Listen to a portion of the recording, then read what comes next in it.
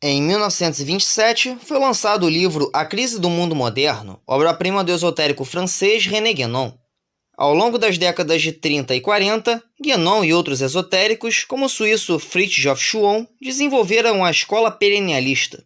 Esses autores condenavam o progressismo e diziam que a ideologia progressista levaria o mundo ao caos. Eram antimaterialistas e anti-iluministas, posicionamentos que tornavam os perennialistas mais radicalmente conservadores do que a direita convencional da época. Ainda segundo os perennialistas, as religiões teriam poder maior que o dos partidos e todas seriam diferentes expressões de uma mesma verdade, sendo as diferenças entre elas apenas aparentes. A chamada sabedoria perene, portanto, seria a essência de todas as tradições religiosas do mundo. Essa crença levou Fridtjof Schuon a defender a criação de uma sociedade secreta que governasse o mundo, se infiltrando e posteriormente liderando todas as religiões. Essa entidade deveria ser hierarquizada e portadora de conhecimentos ocultos que só seriam revelados à elite da organização. Mas calma, ainda não estamos falando da direita populista. Na década de 60 surgiam diversos movimentos de protesto nos Estados Unidos.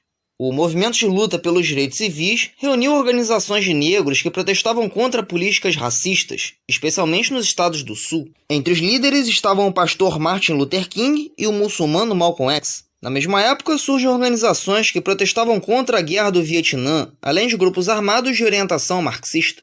Na segunda metade da década, todos esses grupos combatiam juntos o racismo, a guerra do Vietnã e a violência policial. Mas calma, ainda não estamos falando da esquerda pós-moderna. Na década de 80 surge uma nova esquerda inspirada no sociólogo francês Michel Foucault e no chamado feminismo interseccional. Embora simpatizantes dessa esquerda Foucaultiana aleguem que ela seja uma continuação dos movimentos identitários dos anos 60, o fato é que essa geração sempre criticou a anterior, apesar de ter se inspirado nela. A atriz Mary Woronov, uma das influências dessa geração, ao falar de sua viagem a São Francisco nos anos 60, acusou os hippies e artistas californianos de serem, entre aspas, todos homofóbicos.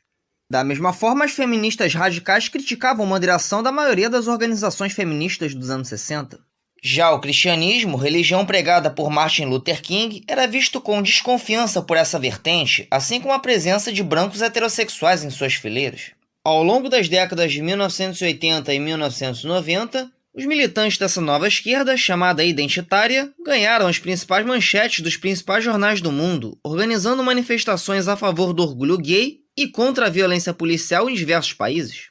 Já no século XXI, a teoria queer, elaborada pela filósofa estadunidense Judith Butler, se tornaria uma nova bandeira da esquerda identitária. Enquanto isso, o perennialismo crescia de forma mais lenta e mais sutil. No Brasil, o astrólogo Olavo de Carvalho, influenciado por autores perennialistas como René Guénon, Fridtjof Schuon e pelo indiano Idries Shah, lança seus primeiros livros entre 1994 e 1996. Idries Shah, junto com seu irmão Omar, havia sido diretor da seita perennialista Tradição, da qual Olavo de Carvalho teria feito parte nos anos 80, de acordo com depoimentos de ex-alunos. Em 1986, Carvalho passa a integrar a seita Mariâmia, fundada e liderada por Fridtjof Schuon. Olavo também foi fundador da escola Júpiter, onde lecionava alquimia, além de astrologia, práticas de mediunidade e rituais de magia envolvendo gatos, segundo o site espaçoastrológico.org. De acordo com a mesma fonte, também fundou, em 1989, a Sociedade Brasileira de Astrocaracterologia.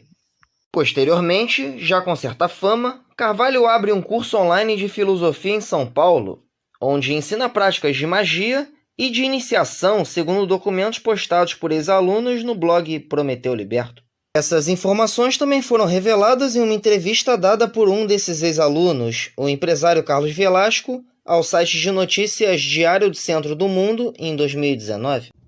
Velasco também divulgou essas informações no vídeo Adubando o Jardim das Aflições, postado em seu canal no YouTube e compartilhado no canal de Heloísa de Carvalho, filha de Olavo.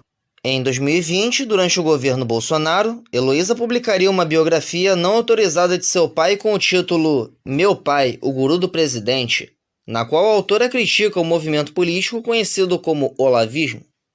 Em 2008, uma forte crise abala a economia dos países desenvolvidos e também a credibilidade dos políticos que até então governavam esses países. Diante dessa impopularidade dos políticos convencionais, identitários e nacionalistas se apresentam como novas alternativas políticas. Na Europa, partidos nacionalistas contrários à União Europeia, como o UKIP, o Front Nacional e o Aurora Dourada, crescem e conseguem eleger mais representantes nas câmaras de deputados entre 2009 e 2012. O avanço dos nacionalistas na Europa assusta defensores do globalismo, como o banqueiro húngaro George Soros, que no passado havia sido aluno do famoso filósofo globalista Karl Popper. No início dos anos 1990, Soros havia apoiado grupos que combatiam o governo comunista na Hungria, posteriormente ajudando a promover reformas neoliberais em seu país. Em 1993, Soros funda a Open Society, fundação inspirada no ideal da sociedade aberta de Popper. Através da Open Society, Soros desejava criar um mundo sem fronteiras e combater qualquer forma de nacionalismo econômico, e percebeu que podia usar os identitários para isso. Em 2009, é eleito presidente do Uruguai o ex-guerrilheiro José Mujica. Seu governo foi considerado um exemplo de governo identitário por apoiar a legalização do casamento entre pessoas do mesmo sexo, do aborto com menos de 3 meses de gravidez e também por abrir caminho para a legalização do consumo de maconha, com a ajuda da Open Society, que financiou pesquisas sobre o impacto do consumo de cannabis sobre a sociedade.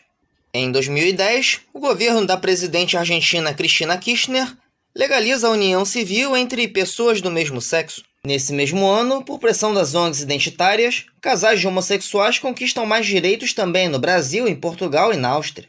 Em 2011, multidões de identitários aderem ao movimento Occupy Wall Street, em Nova York, onde protestavam contra a elite financeira dos Estados Unidos.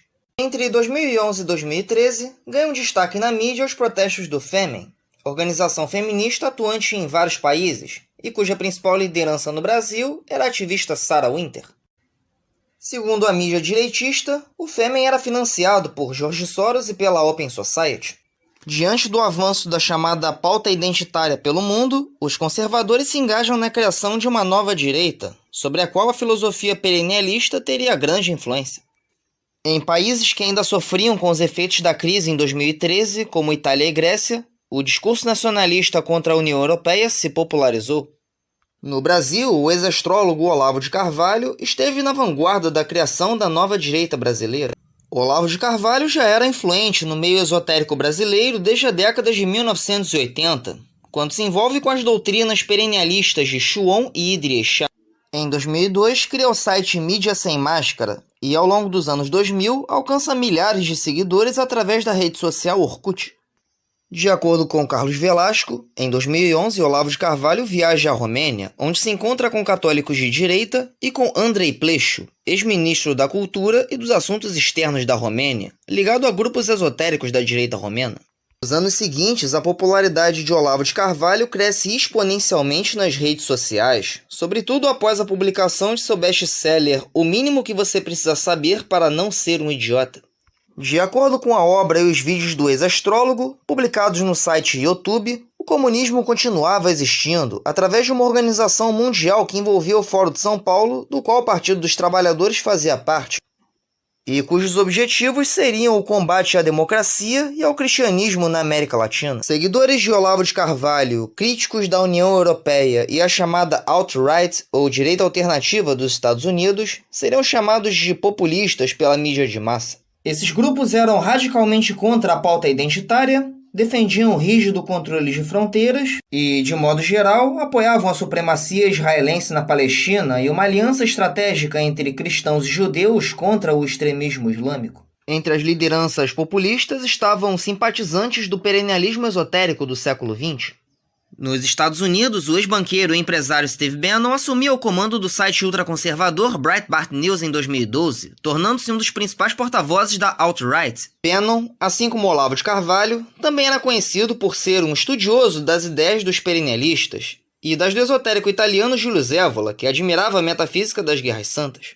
Sob a gestão de Bannon, o Breitbart News se tornaria o principal porta-voz da direita populista nos Estados Unidos. A disseminação de novas redes sociais durante esse período era uma nova oportunidade para todo tipo de militância.